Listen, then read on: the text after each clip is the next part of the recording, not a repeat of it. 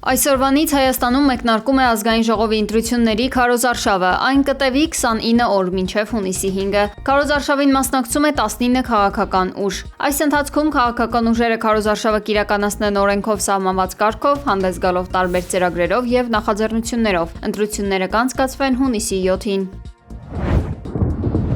Իրանի Բանդար Աբբաս նավահանգստի մոտ մի քանի պայթյուն է որոտացել։ Իրանական ռազմական աղբյուրները հաղորդել են, որ ԱՄՆ ուժերի իրանական նավթատարի վրա հարձակումից հետո Իրանը հակահարված է հասցրել Հորմուզի նեղուցում գտնվող ամերիկյան ստորաբաժանումներին, ստիպելով նրանց նահանջել։ Իրանի հակաօդային պաշտպանության համակարգը հաջողությամբ խոցել է երկու ինքնաթիռ՝ Բանդար Աբբասի եւ Քեժմ կղզու երկնքում։ Ըստ տեղեկությունների, ԱՄՆ ուժերին պատկանող ականակիրները փախել են դեպի Օմանի ծով։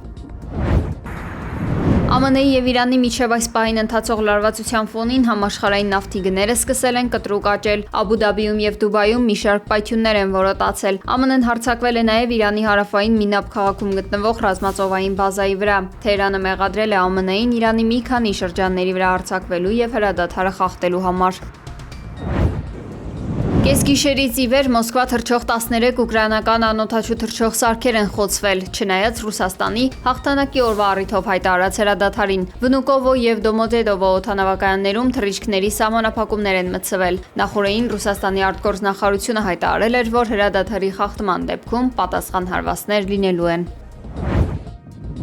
Սաուդյան Արաբիան եւ Քուվեյթը մեկօրյա դադարից հետո վերականգնել են Միացյալ Նահանգների զինուժի հասանելիությունը սեփական օդային տարածքին ու ռազմակայաններին։ Այս քայլը պաշտոնապես նպատակ ունի վերակենդանացնել Հորմուզի նեղուցում նավարկության ազատությունն ապահովելու Թրամփի ազատություն նախագիծը։ Սակայն արբանյակային տվյալները հուշում են հայտարարված սահմանափակումների լոկ տեղեկատվական հնարք լինելու մասին, քանի որ ամերիկյան օդուժը բազաներից իրականում չի հեռացել։ Իրավիճակն ավելի է բարդանում Իրանի պահպանած ռազմական ներուժի ֆոնին։ Թեհրանն անվնաս է պահել իր հրթիռային զինանոցի ավելի քան 70%-ը։ Տարածաշրջանային անորոշությունն էլ ավելի է խորացնում Բաքվի եւ Թել Ավիվի միջև վերջին շաբաթվա ընթացքում իրականացված արդեն 6-րդ ռազմական թռիչքը։ Չնայած այս գործողություններին Սպիտակ տան վարչակազմը կարող է հրաժարվել Իրանի դեմ ակտիվ ճնշումներից Թեհրանի աննկուն դիրքորոշման պատճառով։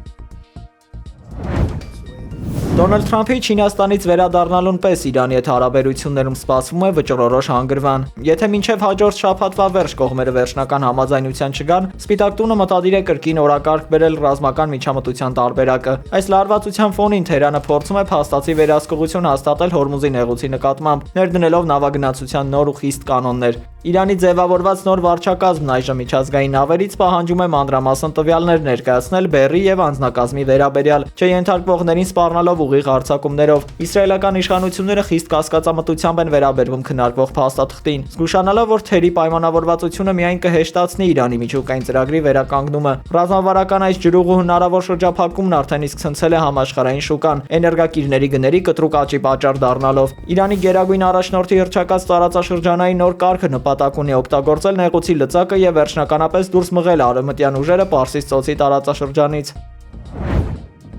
Վատիկանում Ռոմի Պապ Լեո 14-րդը եւ ԱՄՆ պետքարտուղար Մարկո Ռուբիոն հանդիպել են, փորձելով փրկել Վաշինգտոնի ու Սուրբ Աթոռի լարված հարաբերությունները։ Այս բանակցություններին նախորդել էին Դոնալդ Թրամփի պարբերական հարձակումներն ու քահանայապետին ուղղված հրապարակային կոշտ մեղադրանքները։ Ծագումով ամերիկացի Պապը խիստ քննադատել է Իրանի դեմ պատերազմը։ Ռուբիոն երկարատև զրույցի ընթացքում քննարկել է տարածաշրջանային խնդիրներն ու կրոնական ազատության հարցերը, փորձելով ցույց տալ երկկողմ կապերի ամրությունը։ Կողմերը փոխանակվել են խորհրդանշական նվերներով, սակայն սիրալիր ժեստերը դժվար թե արդեն Թրամփի այն պնդումները, թե Պապը վտանգում է կաթոլիկ աշխարհը։ Իր գաղակալության մեկ տարին բոլորող Լեո Պապը շարունակում է պաշտպանել խաղաղության գաղափարը, չնայած գլոբալ առաջնորդների ակնհայտ ճնշումներին։